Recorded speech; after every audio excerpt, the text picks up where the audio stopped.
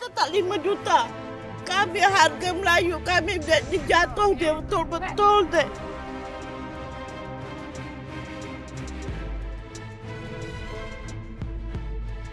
Mau tak ada kami tak ada, ini kampung nenek moyang kami dek. Terungkap ada kepentingan politik di balik peristiwa Rempang.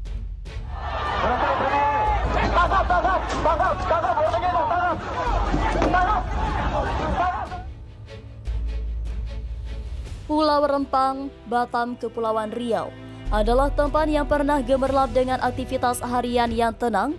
Namun dalam beberapa waktu terakhir, sebuah konflik yang misterius telah melanda. Kekerasan, pemindahan paksa dan ketidaksepakatan masyarakat setempat telah membuat banyak pihak meradang.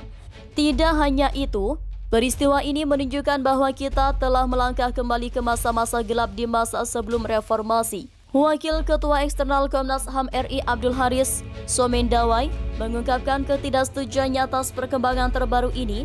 Dalam kata-katanya yang tegas, ia menyayangkan bahwa sejarah kelam seperti ini seharusnya tidak kita ulangi. Mengapa cara-cara yang mengejutkan ini muncul kembali? Pertanyaan yang timbul, apa yang ada di balik peristiwa Rempang yang misterius ini? Salah satu elemen kunci yang menjadi akar permasalahan adalah kekurangan sosialisasi yang memadai. Pihak berwenang terkait rencana relokasi dan proyek Rempang Eco City tampaknya kurang gencar dalam memberikan informasi kepada masyarakat setempat. Keterangan dari Kapolresta Barelang mengungkapkan bahwa sosialisasi yang dilakukan oleh BP Batam sangat minim dan tidak memadai. Penting untuk diingat bahwa masyarakat memiliki hak untuk mengetahui dengan jelas dan rinci rencana pembangunan yang akan mempengaruhi lingkungan dan kehidupan mereka. Kurangnya sosialisasi ini menciptakan ketidakpastian dan kebingungan di kalangan masyarakat yang pada gilirannya memicu ketegangan. Konflik semakin memanas ketika aparat keamanan dikerahkan untuk mengamankan rencana pematokan tata batas di Pulau Rempang. Penggunaan 1.000 pasukan gabungan dan gas air mata menjadi sorotan utama. Penggunaan kekerasan semacam ini mungkin tidak seharusnya menjadi solusi dalam situasi seperti ini di mana dialog mungkin bisa lebih efektif. Walaupun Kapolres Barelang menyatakan bahwa gas air mata tidak dikerahkan secara spesifik ke sekolah setempat, tetapi angin membawa gas tersebut ke sekolah dan mempengaruhi siswa dan guru di lingkungan tersebut. Hal ini menunjukkan pentingnya merencanakan strategi keamanan yang tepat dan memahami bagaimana keputusan ini akan mempengaruhi masyarakat. Ketidaksepakatan masyarakat setempat terkait kegiatan pematokan lahan pada 7 September 2023 juga menjadi salah satu puncak konflik. Faktanya pengerahan 1.000 aparat untuk mengamankan pematokan lahan telah menimbulkan penolakan besar dari masyarakat.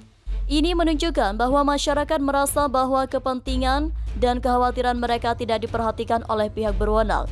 Namun, pernyataan besar adalah apa yang ada di balik perlawanan dan ketidaksepakatan ini.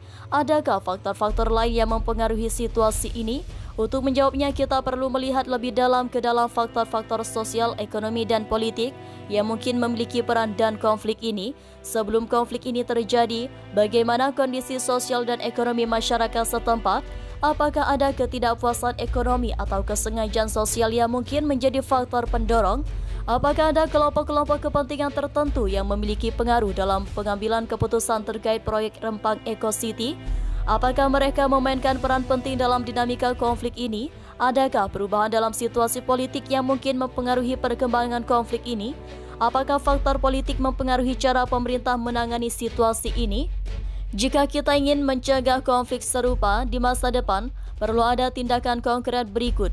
Beberapa langkah yang dapat diambil. Pemerintah dan pihak terkait harus melakukan sosialisasi yang lebih mendalam dan transparan kepada masyarakat setempat. Masyarakat harus diberikan pemahaman yang lebih baik tentang rencana pembangunan.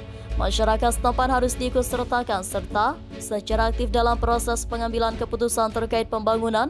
Ini akan menciptakan rasa kepemilikan dan penghargaan terhadap rencana pembangunan tersebut. Pemerintah dapat melakukan audit sosial untuk pemahaman lebih dalam kondisi sosial dan ekonomi masyarakat yang akan terkena dampak pembangunan. Hal ini akan membantu merancang solusi yang lebih sesuai dengan kebutuhan masyarakat. Pelatihan dalam penanganan konflik dan pemahaman hak asasi manusia harus diberikan kepada aparat keamanan. Ini akan membantu menghindari penggunaan kekerasan yang tidak perlu. Pihak berwenang harus terbuka terhadap masukan dan kritik dari masyarakat. Ini memungkinkan untuk mengatasi permasalahan sejak awal sebelum mencapai tingkat konflik yang lebih tinggi. Pemerintah harus memperkuat regulasi terkait dengan pembangunan dan pengambilan keputusan yang mempengaruhi masyarakat. Ini termasuk prosedur yang jelas untuk mengatasi konflik dan melindungi hak-hak masyarakat.